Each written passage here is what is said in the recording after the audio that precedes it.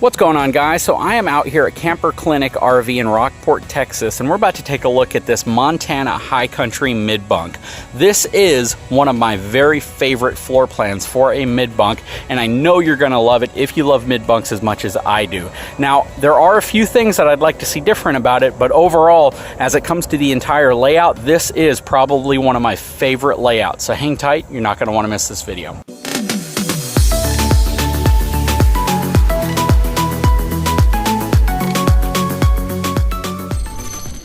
So today we're looking at the HM384BR. I know it's a huge model number for this unit, but this is a really cool unit. Let's take a look at the numbers. So this fifth wheel has a gross vehicle weight rating of 16,500 pounds, rides on 7,000 pound axles, and has a cargo capacity of 3,470 pounds. The dry weight on this unit is 12,970 pounds. Now, the Montana High Country is a slightly lower trim level than the standard Montana, but even though it is, you may not be able to tell simply because this has so many cool features and amenities. Now, the few things that I'd like to see different are really only two things. I'd love to see a rack and pinion slide system, and I'd love to see a 10-inch I-beam frame, and that's pretty much it. If it had those two, this thing would be probably one of the best RVs on the market. That being said, let's take a look at some of the outside features. First of all, it's going to have the standard pin box, not an upgraded pin box, but that's fine with me because I'd be likely to swap that out anyways, and I don't want to pay for an upgraded pin box on a coach that I'm going to swap the pin box out on. Secondly, this has the electric auto leveling system, so this is the ground control 6-point leveling system from LCI versus the hydraulic system that comes on some of the standard Montana coaches. Your propane is going to be up front here. You can see this huge storage. And this is because this coach has a drop frame section. It utilizes an 8-inch I-beam for the drop frame. You can see all the aluminum bracing up here for that elevated floor area. You can see right behind it, it has a small kitchen. Not only is it a kitchen, but you have a micro refrigerator storage as well as additional storage for your cooktop here on the bottom.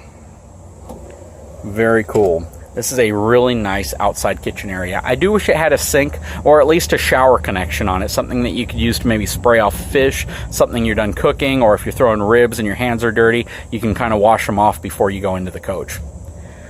This does have the Moride step above step system on it.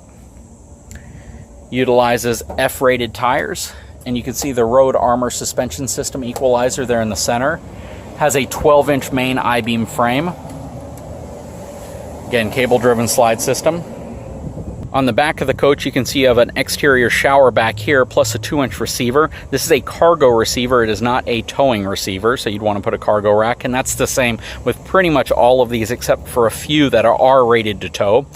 You have incandescent lighting here, incandescent lighting up top, and it is wired for a Furrion backup camera. This is not a full profile unit going all the way back. So even though the front of it is considered full profile, the top of it does have a slight lean back towards the back here. This unit does have your standard framed windows, not frameless. Full walk-on roof, of course. Coming around to the connection side, you can see the back of your refrigerator right here, as well as the I-beam, 8-inch I-beam attached to a 12-inch I-beam above it. So it is a massive frame section. You can see the back of your water heater right here and your furnace, as well as your water panel here. And they put a nice reflective area here that can help whenever hitching up, simply because it kind of points down. With these longer wheelbase trucks, it's harder just to look through the back window at your hitch system, and this gives you a little bit more visibility. Now let's take a look inside of this HM384BR. Again, this is one of my favorite floor plans for a bunkhouse. Right when you walk in, you can see the bunkhouse right in front of you, but we won't start there. We're going to go towards the back and take a look at what makes this thing special.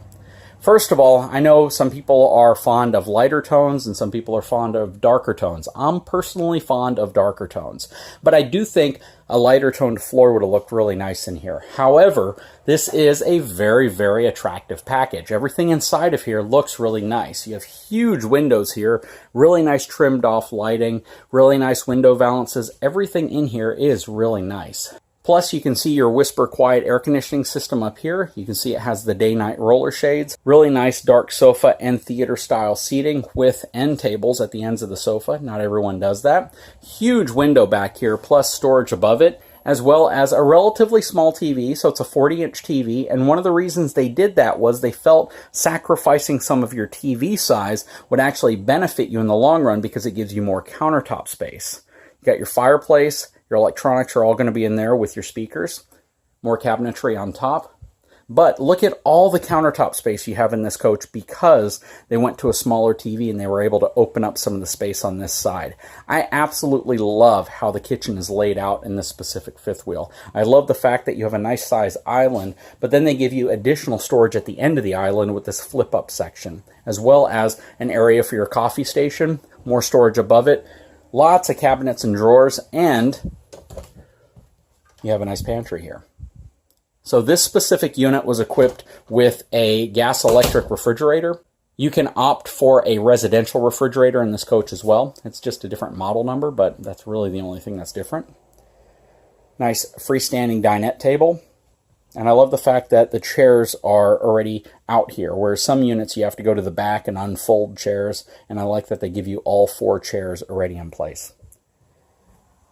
Going inside of the bunkhouse. Bunkhouse has a ceiling height of about 6 foot 2 inches, but it's a good sized little bunkhouse. This folds out into a bed. You have a nice little table here at the end. You have a nice little desk area right here as well, plus lots of storage. So if you have children, if you have maybe a full-time life and you're out on the road and you need the ability to, bring your children with you or have a mobile office, this is a really good place for it. Stepping out of the bunkhouse. Going upstairs, one of the things that's synonymous with a lot of these larger bunkhouses is this huge bed loft that is above the bunkhouse. So this thing is roughly a queen size bed, and it's just a great space, especially if you have kiddos with you and you have other people that are going to come with you, plus a nice ladder that takes you up to it. Just a very nice space to have. Going back to the bathroom area. Very traditional mid-bunk bathroom. You have all of your storage right here. You have a one-piece shower stall system. Nice area up here. A lot of countertop space around the sink, so that's also really nice. Medicine cabinet, nice lighting. You have your fan above, plus a porcelain foot flush toilet. And these cabinets are a little bit wider than most. They're certainly wider than what's in my Chaparral, and you still get a tremendous amount of leg space here in front of the toilet. So this is a very nice bathroom for a mid-bunk. Coming into the master bedroom, king size bed. You're probably going to have about 12 inches of space on this side. You're going to have about 16 inches of space on this side. You have a really nice headboard, looks very nice. Fully ducted air conditioning system with the direct fire capability to blow air straight down. There's your thermostat. You have a nice dresser at the end, 2 large drawers, smaller drawers, TVs already mounted in place. This specific coach is going to have connections for a stackable washer and dryer in this space if you want to put it up here. And you have this massive closet. So the closet space up here is really nice. It's actually big enough to walk into. And that's a problem for a lot of RVs. They really don't know how to position the washer and dryer to the actual closet, and this gives you a lot of space for both. But very nice size bedroom. You have a lot of space here at the end of the bed as well, probably about 2.5 to 3 feet. So you don't feel cramped at the end of the bed. And part of that is because this slide extends out a little further than some of the slides in these front bedroom areas. Anyways, guys, I hope you enjoyed this walkthrough of this mid-bunk Montana high country. This is one of my favorite mid-bunk floor plans, mainly because you get a really nice usable kitchen, coffee station, really nice rear living room floor plan, good sized bunk area, king size bed, lots of space, quiet, cool air conditioning system, this really cool skylight that they put in here, a lot of features and amenities. Again, the only 2 things that I would like to see out of this model is rack and pinion slides and a 10-inch I-beam for the drop frame. 10-inch I-beam isn't as big of a deal, only because there are a ton of Montanas on the road with that 8-inch drop frame and none of them have really had a problem. So if you are looking for a really nice affordable floor plan that gives you a ton of space for your family, this might be the one for you. Taking a look at the price, this has an MSRP of $71,987. And again, I can almost guarantee you that the price of this coach will be significantly less if you're interested in buying it. Anyways, guys, if you haven't had a chance, please take a moment, subscribe to my channel, give me a thumbs up. We'll talk to you again very soon.